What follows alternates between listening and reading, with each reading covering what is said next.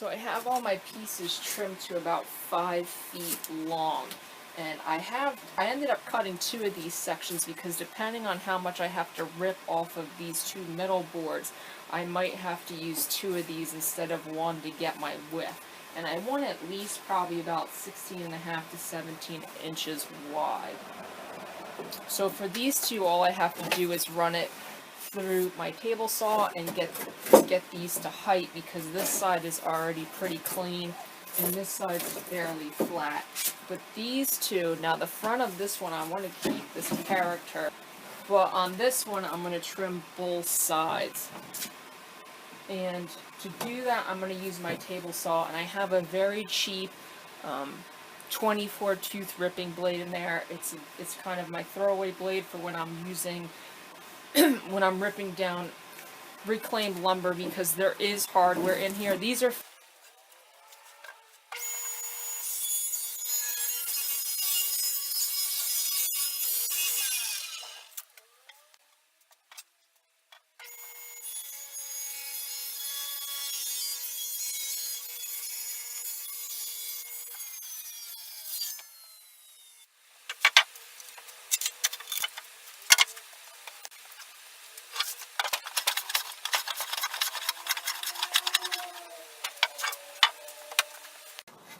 So this is the configuration I ended up with. So I have 2 skinny pieces and then those 2 fat pieces, and this gives me about 18 inches, which is good because this front piece has a lot of material removed from it, so this whole piece, even though it's wide enough, doesn't really count as depth.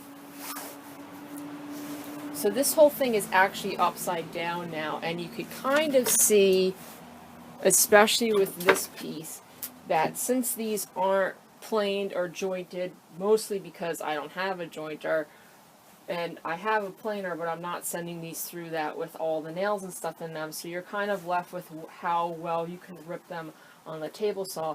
And some of them you could kind of see that this one bows out at both ends, so there's not a nice seam in the middle. Now these are not super easy to cut on the table saw in general, because this one especially is twisted, and some of them are bowed and cupped and they have nails in them. So I just like to rip off one side, and then the rest of the fitting for this I'm going to take a hand plane and start working on some of these pieces that don't fit well. Like this end one fits pretty well, but this guy's got a pretty big bow going on, so there's a good 1/8 of an inch gap through the middle. So now that these are cut, I'm just going to kind of find those spots and start trimming them down and then fitting them.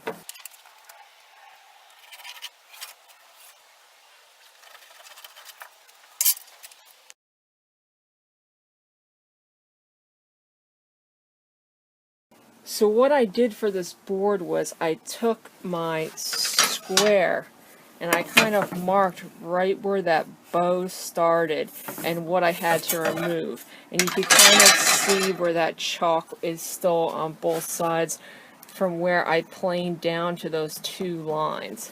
With those lines planed down, now when you slide these together, there's little to no gap. I mean, they're a little bit of a different height, but there's little to no gap between those 2 boards.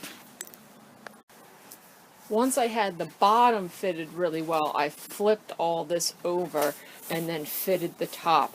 And there's still some minor gaps, but this design originally intended to have some butterfly inlays and stuff like that in it. So if there's a little gap here or there, it'll just have an added detail to it. So now what I'm going to do is I'm going to add some dedos on the inside edges of all of my pieces. And that's because since there's a lot of cuppage and twisting in these boards, I'm hoping that if I add some splines in between all of the pieces, not only will it add to stability, but it will help keep them aligned during glue up. So I have some 3/4 inch plywood from the last project I did left over. So I'm going to cut some 3/4 inch dados in the centers of all of these pieces, and that's how I'm going to glue them together. Now this one's not going to be a problem because there's no hardware in it, but a couple of them will have some nails in it, and I'm just going to go through before I do that and make sure I remove all the nails, because I definitely don't want my dado stack hitting any hardware.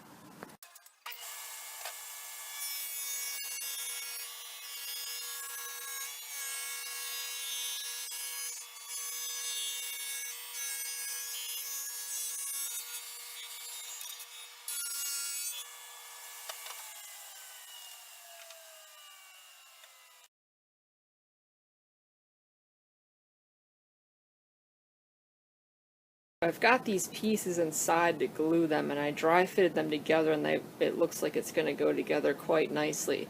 So before I glued it, I had to piece together some of this plywood because it wasn't long enough for my run. So I had a piece there, and also when I put it together, I realized that even though I'm going to shape the ends of this a little bit, you'll still see the ends, and you don't want to see plywood at the ends of a nice piece of furniture. So I went out to my shop and I had some older poplar. You could see how nice and green that grain is, and I just cut those little pieces for the ends, so you'll see that instead of the plywood splines. So now this is ready to be glued together.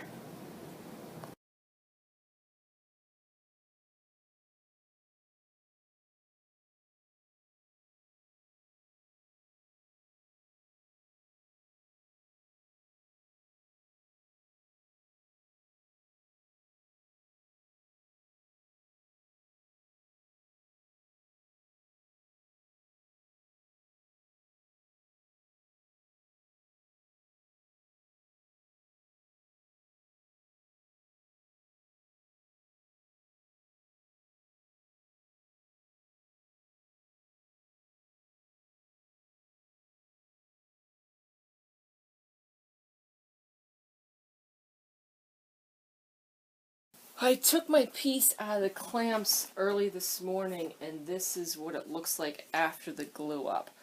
So this actually turned out much flatter and put together than I was originally anticipating, just because these fatter boards are pretty tweaked. So this is going to be a good place to start. So usually right now what's going to happen is I'm going to add legs to this next, and they're going to be added with mortise and tendons, and I would just start cutting those. But because there is such a variation in some spots with the height and the width of this, I'm going to end up finishing this close to what it's going to be towards the end, so I have a flatter surface to work with. So I'm going to end up trimming off some of these edges, and I might be able to get away with using a saw for that down here, but if not, I'm going to take it outside and just trim these edges with my chainsaw. I'm also going to take down some of these high spots and plane out some of this distressed top. Now in general, this is going to stay the way it is, but I'm going to practice on the bottom side. I'm going to flip this and practice on the bottom side with how much of this older wood I want to take off and expose the cleaner looking wood underneath. So I'm going to flip it and start messing around with planing some of these surfaces, and then do the top as well.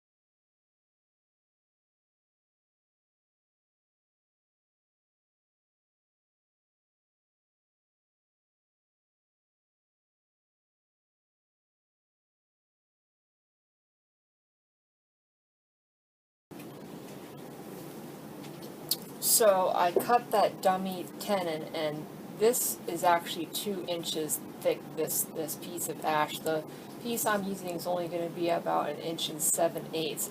And then just for this, I'm only going to be cutting 2 shoulders, and those shoulders are going to be about 1/2 inch. So I'm just going to kind of I use this to lay out where I wanted the legs, because the legs themselves are going to be on a 10-degree angle. So the top and bottom are going to be cut at 10 degrees.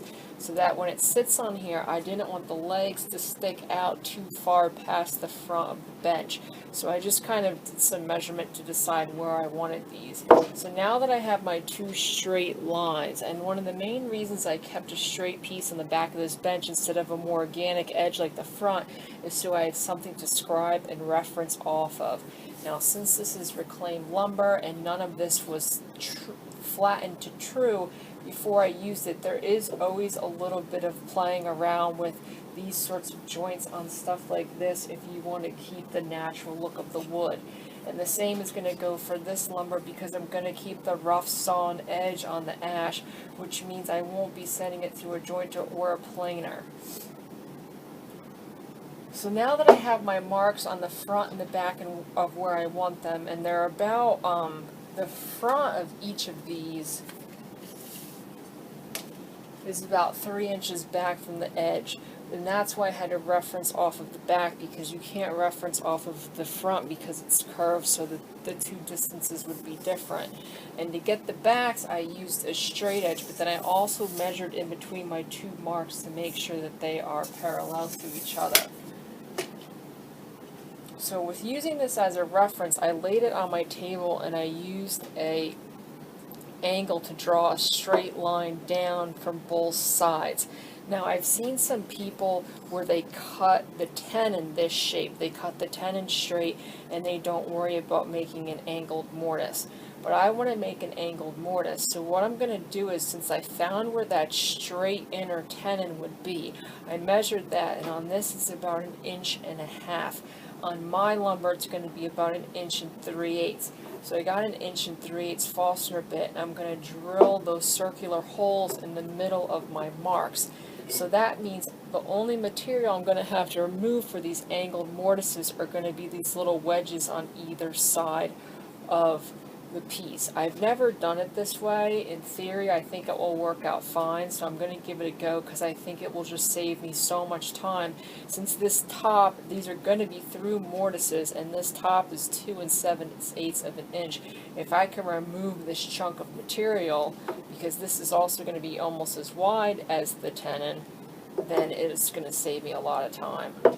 So before I cut these holes, I marked center on either side of my dummy tenon and lined it up with that straight line I already marked from the front to the back of my piece. And then I just traced a rough square, just because when I put a hole in the center of this, it's going to be really hard to find center again to know where this should be. So now I'll have some reference lines.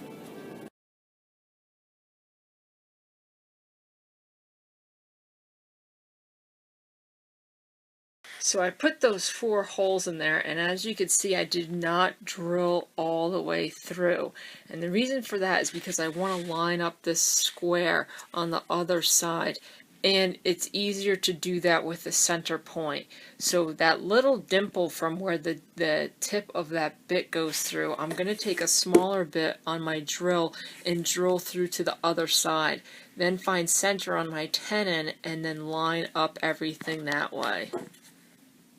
And then I transferred my marks from the bottom side to the edge, and then I'm going to run it along the top. And you could see where that line is going to line up with those tiny holes that I just drilled. So I'm going to use a straight edge to make one line, and then I could transfer my tenon to here and put identical squares on the top side to match the ones on the bottom side.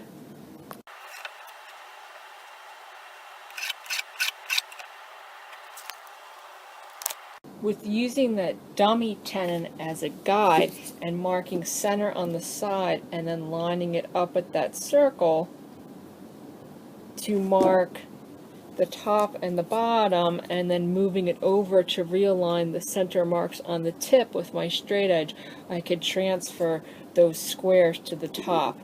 Now I'm going to put that bit back in a hand drill, and I should only have about 1/4 of an inch to 1/2 of an inch to finish going through this piece.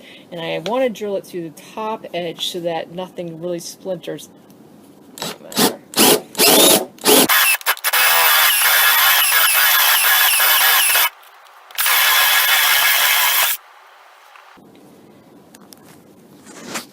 And you could see from doing it that that hole lines up perfectly from the top to the bottom.